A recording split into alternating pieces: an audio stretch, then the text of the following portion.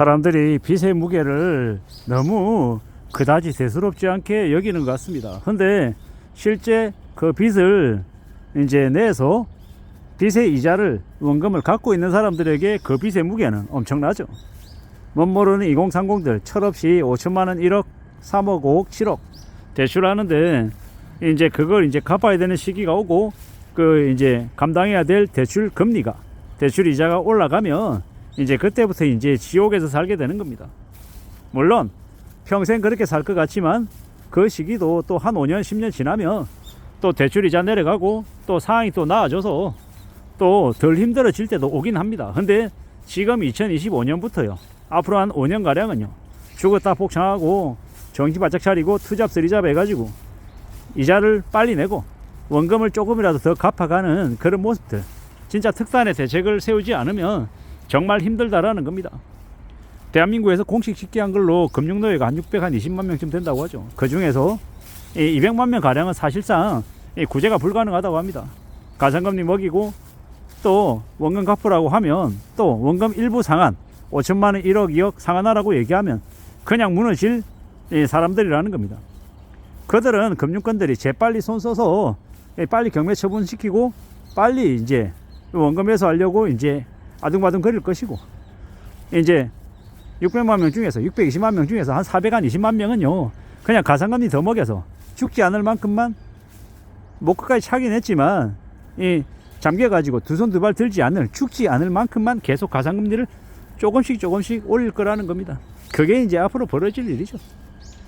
그러다 보면 이제 빚낸 사람들은요 눈만 뜨면 빚 갚아야 되는 되게 무한지옥에 빠지는 거죠. 다람쥐 쳇바퀴 돌듯이 계속 이제 이 뭡니까 이 바퀴를 돌려야 되는 거예요. 근데 돌리면 돌릴수록 자기 스스로 더 힘들어지는 거예요. 빨리 도니까는 발을 더 이제 움직여야 되고 맞춰 나가려고 하다 보니까 허덕이는 거죠. 심장은 터져 나올 것 같고 쓰러질 것 같은데 멈추지 못하는 거예요. 멈추면 튕겨 나가니까요. 되게 무서운 이야기죠. 제가 제 스스로에게 이제 이런 얘기를 계속하면서 함부로 빚지면 안 된다라는 말을 계속하려 합니다. 그리고 어떻게든 한 달이든 두 달이든 6개월이든 1년이든 2년이든 이제 생활할 수 있는, 버틸 수 있는 이 비상금도 꼭 확보해 놔야 되고, 그래야 이 힘든 시기를 견딜 수 있으라는 겁니다. 그런 각오로, 그런 마음으로 살아가야 된다라는 겁니다. 어떻게든 돈을 더 벌기 위해서 안간힘을 써야 그래야 빚이 줄어드는 거지. 그냥 가만히 있으면 빚이 줄기는커녕 빚은 더 불어납니다. 정신줄 내려놓으면 생활비로 50만원, 100만원 뭐 카드값 쭉쭉 걷다 보면 답이 없는 거죠. 이게 무서운 일인 겁니다.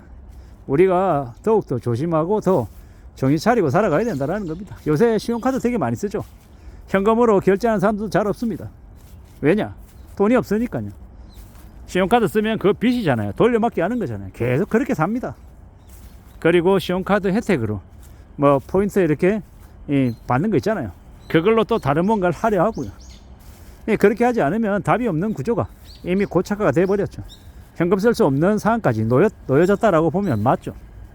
앞으로 살아가는 세상이 빚진 사람들에게는 훨씬 더 가혹하다라고 보면 맞습니다. 빚지고 사는 게 별거 아닌 것처럼 뭐 집값이 한 10억 올라서 여유가 있어서 괜찮다라고 이렇게 가오 부리고 허세 부렸는데 지나고 보니까 집값 10억 올랐는데 실제 내 생활에 변동은 하나도 없는 겁니다. 갑자기 소득이 100만원, 200만원 는 것도 아니고 소득은 집값이 오르기 전이나 집값이 오르고 난 이후나 똑같거든요. 되게 웃기는 게 예를 들어서 월 이제 실수령액 500만원 받는 가정이라고 해볼게요. 집값이 갑자기 10억 되던 게 30억 돼서 20억이 늘어도 팔지 않고 가만히 있는 한 내 소득이 500만원 그대로인 겁니다. 근데 이제 집값이 올라서 기분은 좋으니까 외제차도 새 차로 벤츠 뽑고 유럽 여행도 한번 갔다 오고 와이프나 내거 명품 가방도 몇 개 사고 뭐 이러면요 그냥 빚이 1억 2억 늘어나는 게 순식간이 늘어나는 겁니다.